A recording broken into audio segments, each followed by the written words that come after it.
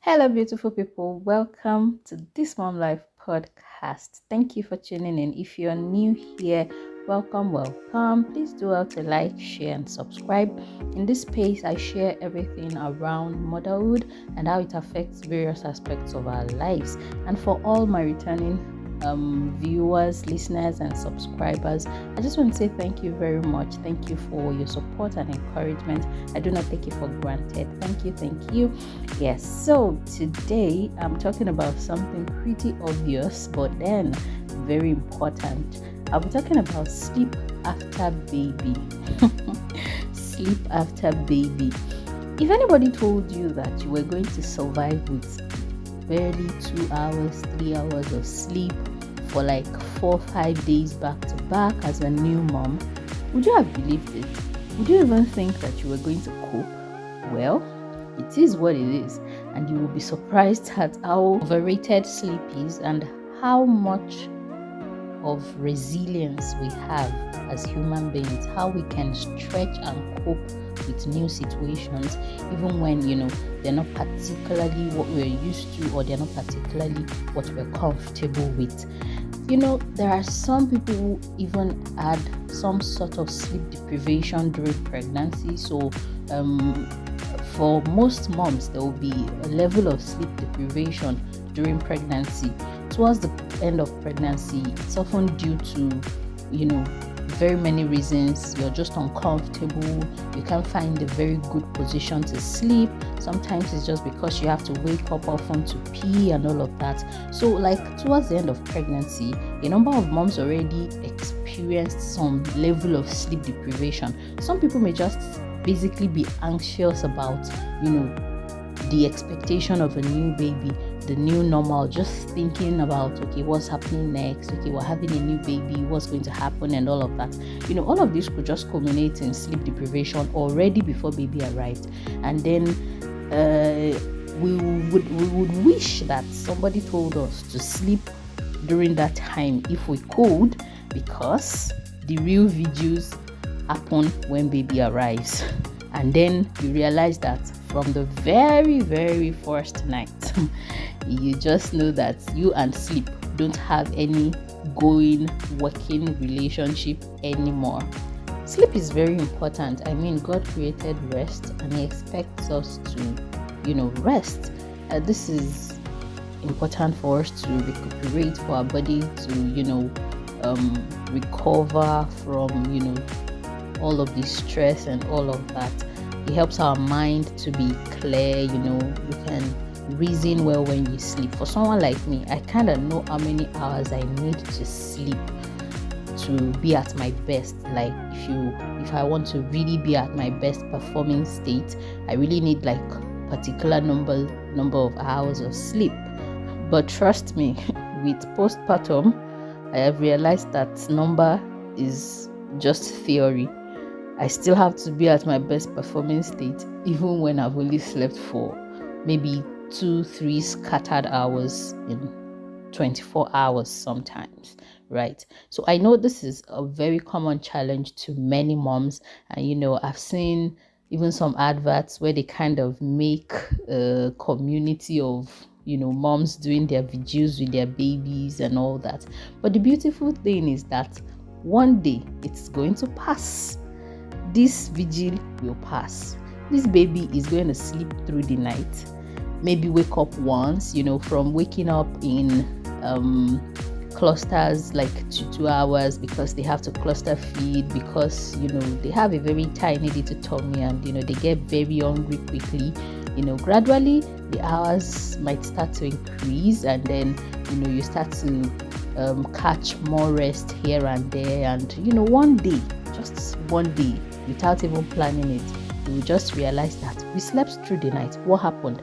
As a matter of fact, you may even be scared that nobody woke you up, like maybe baby woke up and you actually didn't, and all of that. So the beautiful thing is that it will definitely pass, right? Sleep is so important. We actually cannot overemphasize the need for sleep. But of course, when postpartum life happens, we then know that we need to adjust. We need to find a way around, the new situation, so that we can at least be the best of ourselves and not lose ourselves. The truth is, when sleep deprivation goes on for a very long time, it gets to a point that some very intense level of fatigue sets in. You may just find out that you're just too tired to get anything done. You may not even want to push yourself any further. You may not want to engage in activities that you even love and all that. The truth is, when sleep deprivation is at its peak, it might even start to affect your mental output. You're not at your best, you're not processing well. Sometimes you may even start to get do I say aggressive, or maybe aggressive is a bit too strong a word to use, but you just feel not particularly excited about baby, because you know that baby is really the reason why you're not sleeping. And all of these things can just go round and round in circles, result in postpartum fatigue and all that, and then start to graduate into bigger things, and which of course we do not want. The essence of all of this is so that we can sustain ourselves through this phase and come out strong, and at the end of the day not lose ourselves. One other interesting thing I want to talk about is what I call the biggest, albeit impracticable, counsel on sleep in the postpartum period. And guess what it is? Sleep when baby sleeps. You have heard it, I know. You have also told somebody before, I know. But guys, I don't know if it's just me, but that counsel, as beautiful as it is and as good as it sounds, is sometimes really impracticable. In fact, for somebody like me, the moment baby sleeps, all the other things that I've been wanting to do, everything else that I've left undone to attend to baby, starts to play in my head. So I enter some sort of overdrive mode, and I'm saying, I don't know how long she's going to sleep for, I don't know how long he's going to sleep for, so I want to use this time to quickly do this, do that, do this. So you want to do laundry, you want to do this, you want to clean, you want to cook, you want to do that, you want to arrange something. Your head is just all over the place saying, I want to do all of this. And the interesting part about it, they will wake up just before you know it. As a matter of fact, you might have not even gotten one task done before the baby wakes up again. So I just wonder how everybody keeps talking about sleep when baby sleeps, when in the actual sense, like in the reality of it, it's not as practicable as it sounds. But trust me, it's an important counsel. You should do it when you can. So I don't want this to get too long. I'll do another episode where I'm going to talk about a few tips that I think can help to cope in postpartum phase, particularly with sleep deprivation.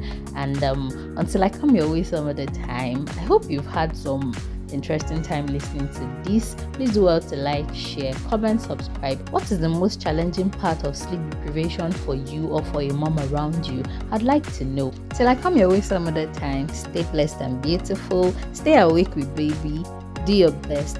Let me take this opportunity again to shout out to all the mamas and their lovers and support system out there.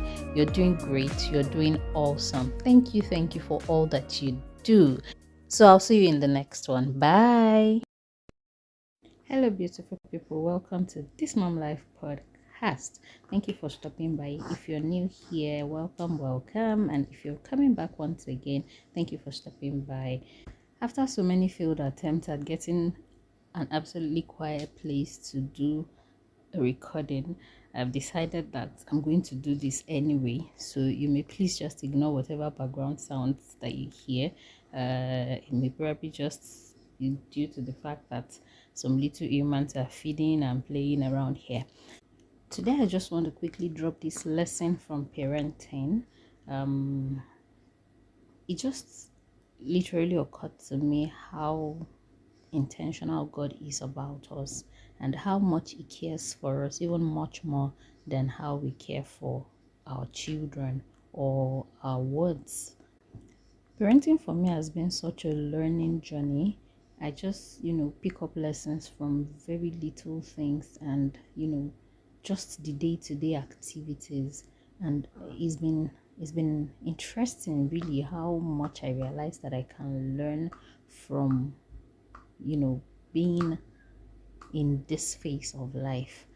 And just a while ago, I was protecting my little one from falling off. Okay, so we are doing sitting practice, and she'll sit for a few seconds and then she'll just roll over and fall, and it could be very interesting to look at and all that. But I realized how I couldn't focus on any other thing that I was doing because I was concentrating on being sure that she's safe and being sure that she doesn't fall off, and just trying to keep her safe, trying to guide her, trying to do all of that. And it just occurred to me how much more intentional God is about us. Like, He cares about us in such fine and minute little ways than we can ever think about. Like, He's concerned about the very tiny little details of our lives. You know how the Bible says that our walls are continually before Him, and we are engraved in the palms of His hands. And this just kind of gives me assurance. So I'm just thinking, like, if me, of course, as human as I am, as tired and stressed and whatever it is my condition is, I'm still saying, oh, you little one who is even refusing to sleep early, and I'm still going to have to keep up with you. I still love you. I still care about you. I don't want you to get hurt. I still need you to be safe and all that. I realized that God actually cares a whole lot more about me. Like, I suddenly felt that overwhelming reassurance of how intentional God is about us. So I just want to encourage somebody with this little life lesson from parenting, that God cares about you. Like, He's very, very intentional about you. He knows the very little details of your life. He's working things out. He's working, behind the scene. He never stops working on your behalf. Like, and at the end of the day, regardless of what phase of life you're in, whatever it is you're going through, you can stay assured that all things will eventually work together for your good. So till I come your way some other time, stay blessed and beautiful. Bye.